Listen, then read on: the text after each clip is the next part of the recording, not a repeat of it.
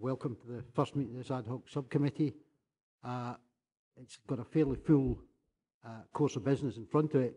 Can I ask, in the first instance, if I jump over Sederunt Apologies and Declarations and ask if members would appoint a chairman of the subcommittee, please?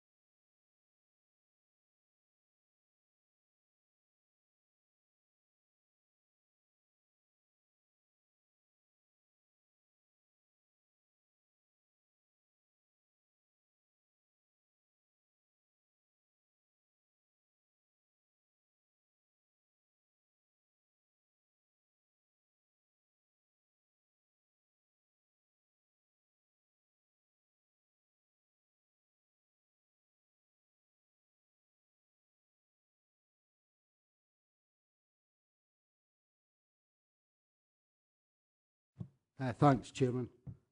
As I said earlier on, the subcommittee's remit is fairly wide-ranging. Members will recall that the full council on 29th November agreed amendments to standing orders, procurement standing orders, and the member officer protocol. This ad hoc subcommittee has now got a remit to review the scheme of administration of delegation to committees, the scheme of delegation to officers, and also the scheme for appointment to outside bodies. We also had added to the remit was the requirement to look at police, fire and rescue local scrutiny following upon the establishment of the new police and fire and rescue authorities on the 1st of April.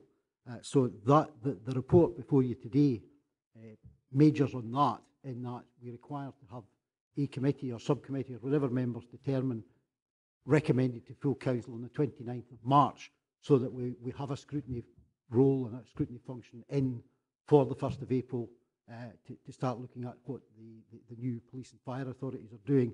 There's some detail in the report of exactly what will be expected of local authorities in relation to the new police and fire authorities, and the appendix sets out what is viewed to be good scrutiny and engagement in relation to these blue light services, so to speak. There is a recommendation from the Police and Fire Reform Committee, which has been meeting, and also I think from the Police and Fire Committee itself.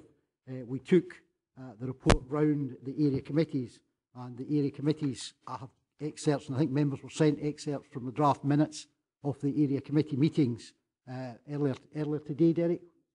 Thank you.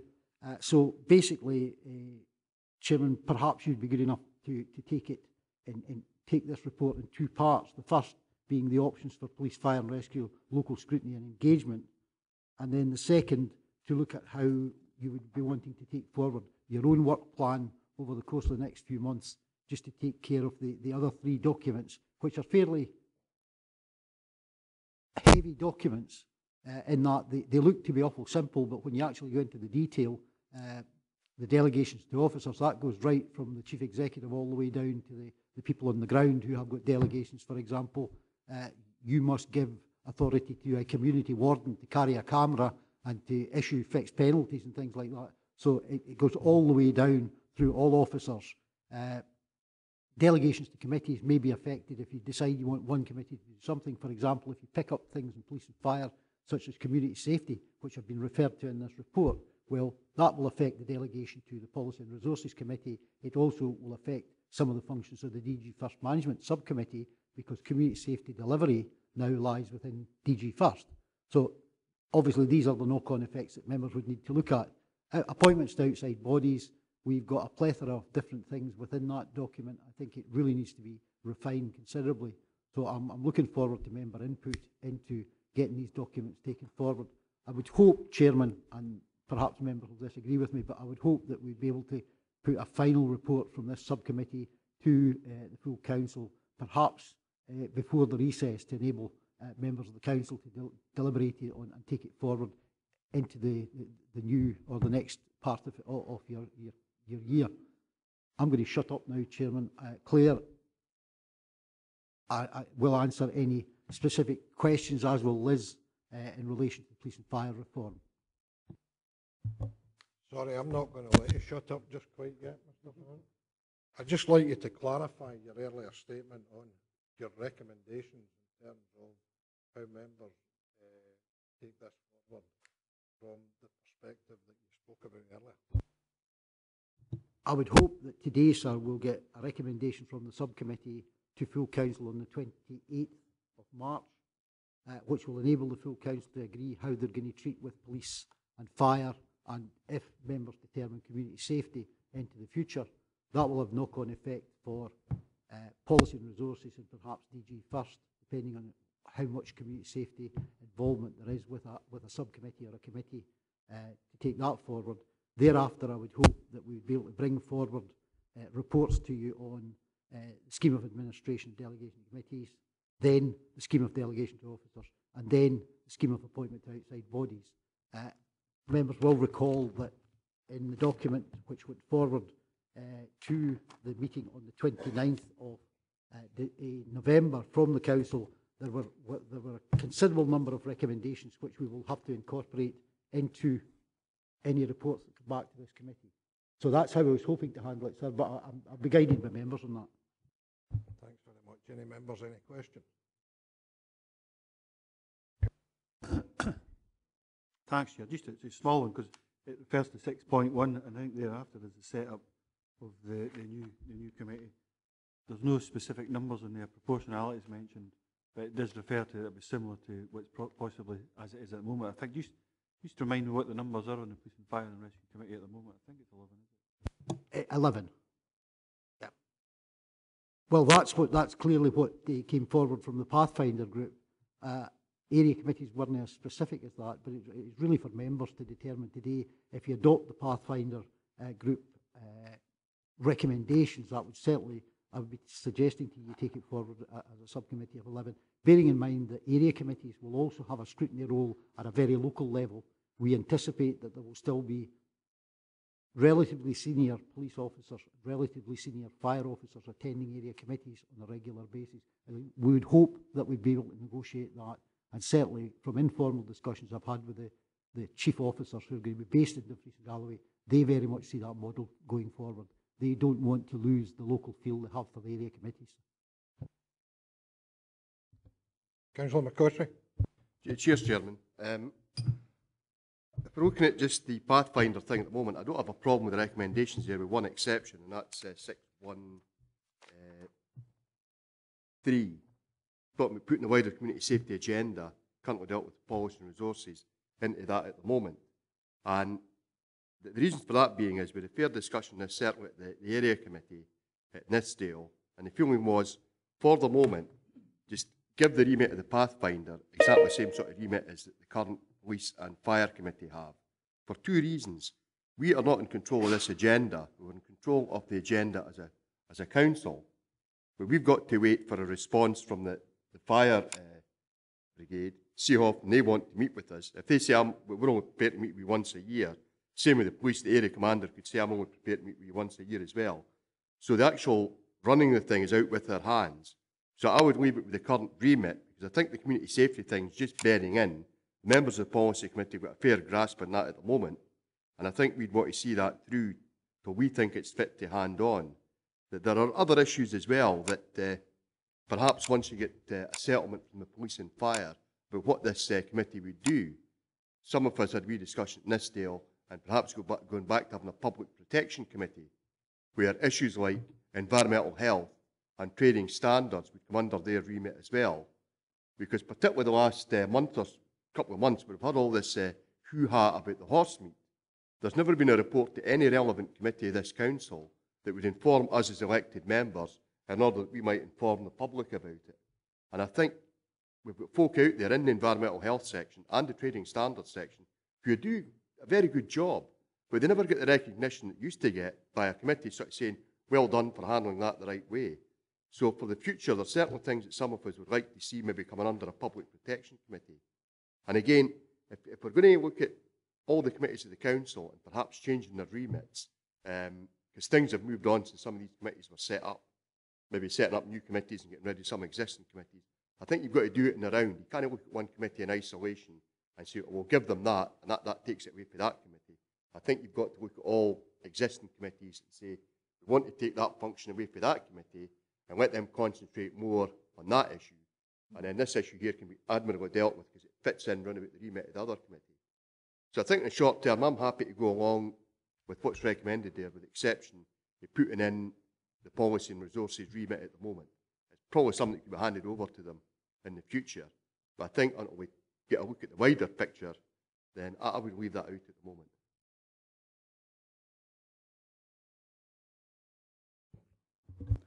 Thanks, Chairman.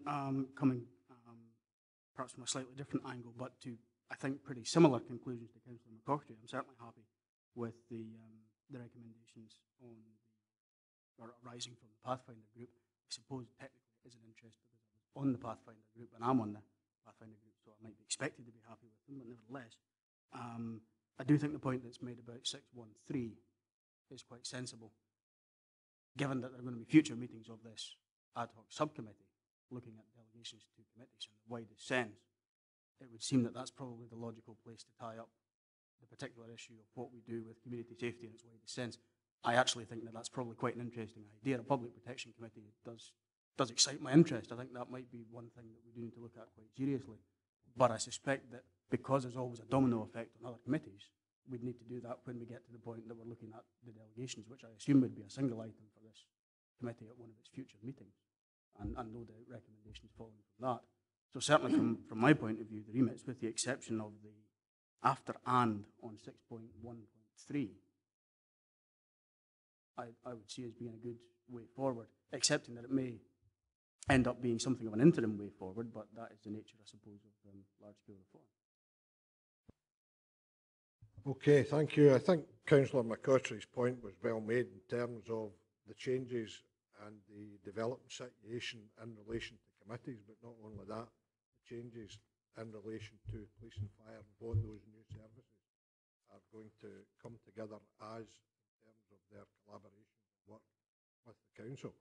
So if we've got no other contributions from members, we go to officers and reference the acceptance of the recommendations 2.1, 2.2, 2.3 with the suggested changes. If I can ask Mr. Crichton to clarify the situation. Thank you, Chairman. Understanding of the committee decision is that in relation to recommendation 2.2, you've accepted the view that we establish a subcommittee, but that the remit of that subcommittee restricts itself primarily to the police, fire and rescue matters at this point, and therefore the basis of paragraph 6.1 stands apart from the end of paragraph 6.13, where we delete the wider community safety agenda. In relation to recommendation 2.3, I think members have understood the position with Mr. Haswell set out, and that would be the subject of a future report to this future meeting of this committee. Thanks very much. Members happy with that? Councillor Brodie? Yeah, I'm happy with that. 6.15, though, it says that the meeting should be at least quarterly. In the initial year, they probably need for more meetings, and I hope that the group would meet shortly after the council meeting rather than waiting for 3 months. So I would hope that there would be an early meeting of that subcommittee. Thank you. Yep. And would this subcommittee be of 11? Councillor Davison? Wasn't actually in relation to that point, but certainly the view of the Pathfinder Committee had been that it was probably a good idea to try and maintain the membership of the new subcommittee as being the membership of the Pathfinder insofar as was possible. My question actually related, Chairman, if you'll permit me, to 2.3, that clearly there are, I think, 3 big documents for us to go through, and there'll be a lot of thinking to do in preparation for the committees. I wondered if it might be handy for members to know which order they're going to be taken in. And I don't know if the future dates for this committee have yet been diaried in, but if we knew which one was coming to which date, that doesn't have to be determined here, I don't think. I think that can be circulated to us outside of the meeting. It will certainly help in terms of preparation. Clarification, yep. Thanks, Chairman. I was hoping that members would accept that we would deal with it in the order that I put it. That's committee, delegations committees, which is, you need to get that before you can actually say what's delegated to officers from which committee, and then the review of the outside bodies issue, I think, while interrelated, can be dealt with separately. So I would hope that members would agree to take these reports forward in that order and on that basis. Can I also say, Chairman, in light of what the members are saying about a public protection committee, etc., I think we'd probably try and bring something back to members on the review of delegations to committees, which will enable you to debate and discuss just exactly where that would fit or fit in with other delegations to other committees. So I would hope that would be inherent in the decision that you've taken, Chairman. Thank you. Councillor McCautry. Thanks, Chair. That was what I was sort of imagining would happen, that you come forward, this committee, that is the various remits that it's got, and then take a look at it and say, okay, we can take that off that committee, and that should really go there. But I hope also a remit's looking at departmental remits as well, because there is a changing scenario. There is a feeling perhaps you actually need to have a PHE&S and a DG first set up. Could that be melded into one actual department? So that there's issues to look at there as well on a management side, apart from a committee side. That and I'm also mindful of the fact they've cut down the number of committee chairmanships you can pay for, and I don't believe that folks should be doing a chairman's job without the proper remuneration, because it does take up a fair bit of extra time. So that's why some of us believe that certain committees at the moment perhaps put to one side and new committees created. But that's for the future. But provided we get a breakdown of what every committee is responsible for at the moment, so we don't miss anything out, that's fair enough, I think. Yeah, and I think that very much ties in with the scheme of delegation and discussions that are going to be taking place there in parallel to this. Councillor Carruthers. Thanks, Chair. I think Tom's pretty much answered, the question, but Tom's thinking about if it was a public protection committee as a standalone committee with its own remit and have its own chairs, vice chairs. That's what you're kind of alluding to, Tom. That's what I thought it was. I just want clarification.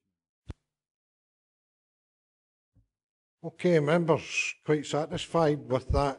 Do you want another run through the determinations that we've arrived at here this afternoon, just for clarity? Thanks, Mr. Crine. Thank you, Chairman. Yeah, the subcommittee has agreed to recommend to the full council that a subcommittee be established, and the remit as set out in paragraph 6.1, noting that the primary focus will be, in fact, for police, fire and rescue matters.